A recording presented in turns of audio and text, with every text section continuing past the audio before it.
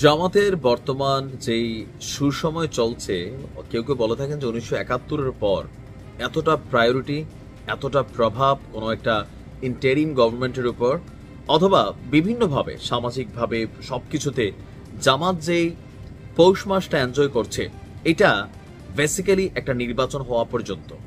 এরপর এই জিনিসগুলো আর থাকবে না। কেননা এখন যে সরকার আছে, ডক্টর ইউনূসের সরকার, যেই একটু হামসি দেয় তিনি ভয় পান, সেই কারণে অনেক কিছুই নাকি করা যায়, সবাই ওনার উপর প্রভাব বিস্তার করতে পারে। তবে এখন আমাদের জামাতের পক্ষ থেকে যে বক্তব্যটা সামনে আসছে, সেই বক্তব্যটা ডক্টর মোহাম্মদ ইউনূসের জন্য নির্বাচনকে বাস্তবায়ন করতে আরেকটা বাধা তৈরি করবে। এবং জামাতের যিনি একজন কি বলা যে বড় মাপের নেতাই বা কি বলা হচ্ছে, ওনার পদবীরা হচ্ছে আব্দুল্লাহ মোহাম্মদ তাহের, তিনি সম্ভবত জামাতের কোন পোস্টে আছেন, নায়েবে আমির, খুবই গুরুত্বপূর্ণ পোস্ট। তো তিনি যখন আপনার বলেন যে দাবি না মেনে নির্বাচন দিলে আন্দোলনে নামতে বাধ্য হব, তাহলে কোন দাবিগুলা যেগুলো ডক্টর মোহাম্মদ ইউনূসকে মানতে হবে? অপরদিকে এনসিপি বলতেছে আমাদের 3টা ওয়াদা করেন।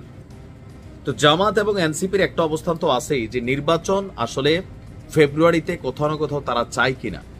এখন যেহেতু ডক্টর মোহাম্মদ ইউনূস তিনি ফেব্রুয়ারি মেনশন করেছেন, তখনই জামাত জুলাই সনদের একটা প্রতিক্রিয়া জানাতে গিয়া জামাতের এই নায়েবে আমির বেশ কিছু বক্তব্য দিয়েছেন যেগুলা ফেব্রুয়ারিতে নির্বাচন আদৌ হবে কিনা এটা একটা কনফিউশন তৈরি করা শুরু করছে। কেননা তিনি বলছেন ফেব্রুয়ারিতে নির্বাচন আয়োজন নিয়ে প্রধান উপদেষ্টার বক্তব্য ইতিবাচক, তবে রাজনৈতিক দলগুলোর সঙ্গে আলাপ করে নির্বাচনের ঘোষণা দিলে ভালো হতো। এখন বিএনপি তাদেরকে স্বাগত জানিয়ে বসছে, তাহলে বাকি আছে কার? জামাতের। এনসিপি তো দল হিসাবে এখন ওই লেভেলের কেউ না, তাহলে বাকিদের মধ্যে আওয়ামী লীগ তো নির্বাচনে আসবে না। সো বিএনপির স্বাগত জানাইছে, তার মানে জামাতের এটা মনোভূত হয় নাই এবং নির্বাচন উপযোগী পরিবেশ এখনো নিশ্চিত হয়নি। তো কোন কোন দিক থেকে নিশ্চিত হয়নি সেটাও তিনি কিছুটা মেনশন করেছেন, আবার করেননি। জুলাই ঘোষণাপত্রকেও অপূর্ণাঙ্গ উল্লেখ করেছেন, হতাশা প্রকাশ করেছেন, বলছেন জনগণের প্রত্যাশার প্রতিফলন ঘটেনি। জুলাইয়ের ঘোষণাপত্র এবং সনদের আইনি ভিত্তি ডক্টর মোহাম্মদ ইউনূস খুবই কৌশলে এই বিষয়টাকে পরবর্তী সংসদের উপর কিন্তু ন্যস্ত করে দিয়েছেন। এখন জামাত বলছে না, পরবর্তী সংসদ যদি এটাকে আইনিভাবে বৈধতা না দেয় তাহলে কি হবে? এই ঘটনায় যারা জড়িত আছে প্রত্যেকে কিন্তু চাইলে পরবর্তী সময় মামলার আসামি হয়ে যাবে, আদালত থেকে তারা রেহাই পাবে না, কেননা এটার আইনি ভিত্তিটা হয় না। এই জায়গাতে জামাতের একটু ভয় আছে, কারণ সরকার পরিবর্তনের খেলায় সবচেয়ে বড় ভূমিকা রাখছে কিন্তু এই জামাত ইসলাম এবং জামাত শিবির। সো তাদের ভয়ের জায়গাটা কিন্তু বড় আকারে আছে। তো তিনি বলছেন যে এটার আইনি ভিত্তি এই অন্তর্বর্তী সরকারকে দিয়ে যেতে হবে। জুলাই সনদের ভিত্তিতে নির্বাচনই জাতির মানে আকাঙ্ক্ষা। এরপরে আরেকটা জিনিস আছে পিআর পদ্ধতি, এটা নিয়ে আমি একটা ভিডিও করছি। পিআর পদ্ধতি একটু জটিল প্রক্রিয়া, এটা আপনারা দেখে নেবেন। তো জামাতের বক্তব্য পিআর পদ্ধতি ছাড়া সুষ্ঠু নির্বাচন সম্ভব না। এখন বিএনপি তো পিআর পদ্ধতি মানবে না, উচ্চ কক্ষে তারা মানবেই না।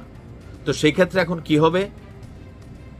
আরেকটা নতুন ক্ল্যাশ আসতেছে কিনা সঠিক সময় নির্বাচন হওয়া নিয়ে। সংস্কার, গণহত্যার বিচার, সুষ্ঠু নির্বাচনের প্রত্যাশা, এই জানিয়ে তিনি বলছেন দাবি না মেনে নির্বাচন দিলে আন্দোলনে নামতে বাধ্য হবে জামায়াত। এনসিপির সাথে অনেক কিছু মিলে যায় তাদের এই দাবি দাওয়াগুলো, অথবা তাদের সাথে এনসিপির গুলো মিলে যায়। এই কারণে অনেকে মনে করেন জামাত এবং NCP team A team B, but লাস্টের বেশ কিছুদিনের ঘটনা এটা মনে হচ্ছে না। তো সবকিছু মিলিয়ে আসলে নির্বাচন ফেব্রুয়ারিতে ডক্টর ইউনূস দিতে পারবেন কিনা, না নতুন করে তিনি বাটে পড়বেন এই জামাতের কারণে অথবা এনসিপির কারণে, এটাও একটা কথা।